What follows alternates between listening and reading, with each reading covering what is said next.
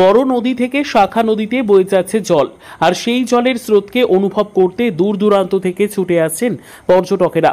শুধু ছুটির দিন নয়, সারা বছরই গঙ্গা পাড়ের এই মনোরম পরিবেশকে উপভোগ করতে ভিড় জমে পর্যটকদের। গঙ্গা নদী থেকে শাখা হয়ে ভাগীরথী নদীর নামে পরিচয় পেয়েছে এই নদী। মালদহের ভাগীরথী নদীর উৎপত্তিস্থল ইংরেজ বাজারের খাসকোল মহাদেবপুরে রয়েছে গঙ্গার জল পারাপারের স্লুইস গেট। সেখানেই সুন্দরভাবে সাজানো হয়েছে গোটা বাঁধ এলাকা, আর সেই বাঁধের চারিদিকে গড়ে উঠেছে মনোরম পরিবেশ। সমুদ্র না থাকলেও সমুদ্রের মতো অনুভূতি মিলছে এই জায়গায় এলে বলে জানিয়েছেন পর্যটকেরা। বিকেল নামতেই পর্যটকদের ভিড় জমতে শুরু করে এই স্লুইস গেট বাঁধ চত্বরে।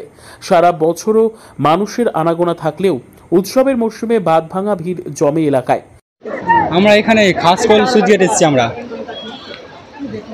আমরা এখানে দেখলাম গঙ্গার জল এই পার থেকে ওই পার যাচ্ছে। অনেক সুন্দর প্লেস, এখানে ঘুরতে আসার একটা আলাদাই মজা ফিলিং পাবে। এখানে অনেক সুন্দর লাগছে ঘুরে, ছবি তোলারও ভালো ভালো প্লেস আছে এখানে।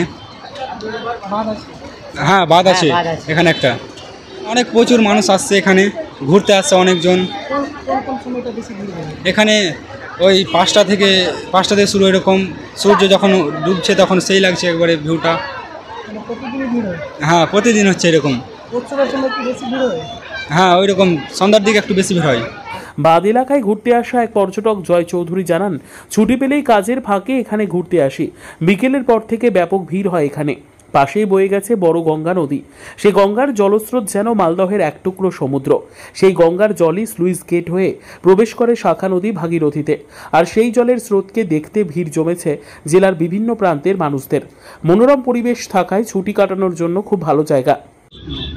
আমরা এই তো এসেছি খাসকোল সুইচ গেট। এটা যে এই জায়গাটা যে আছে আমাদের শহর থেকেও অনেক সুন্দর জায়গা। যে পাশে বড় গঙ্গা নদী আছে, পাশে বড় এক কালী মন্দির আছে। এই জল পাস হয়ে ওই দিকটা যায় জলগুলো। যে খুবই ভিড় ভালো, আমাদের কোনো উৎসবের জন্য ভালো ভিড় হয়। এমন অন্যান্য দিনও আরও বেশি ভিড় হয়, যে অনুষ্ঠান থেকেও প্রতিদিনই ভিড় থাকে। যে জায়গাটার ভিউসও খুব সুন্দর। অনেক রকমের মানুষ এখানে এসে কোথায় থেকে যেন মানুষ এসে অনেক রকমের অনেক কিছু ভিডিও বানায়, নেক্সট আবার অনেক প্রোগ্রামও করে এখানে। যে খুব সুন্দর লাগে, বলা যায় না। নিজেকে একটা যেহেতু আনন্দ পাই, যে জায়গাটা এতটা ছড়িয়ে গেছে আমাদের শহর থেকেও ভীষণ খুবই সুন্দর জায়গা। মালদহে একাধিক রকম পর্যটন স্থল থাকলেও নেই কোনো রকম পাহাড় এবং সমুদ্র সৈকত। তবে জেলায় বয়ে গেছে একাধিক বড় নদী, গঙ্গা, মহানন্দা, ফুলহর, কালিন্দী, কোশি, টাঙ্গন ইত্যাদি নদী। তাই জেলায় সমুদ্র না থাকলেও সমুদ্র সৈকতের মতো মনোরম পরিবেশ অনুভব করতে এই নদী তীরবর্তী এলাকায় ছুটে আসেন জেলার বিভিন্ন প্রান্তের পর্যটকেরা। মালদহ থেকে জিএম মমিন, লোকাল 18 বাংলা।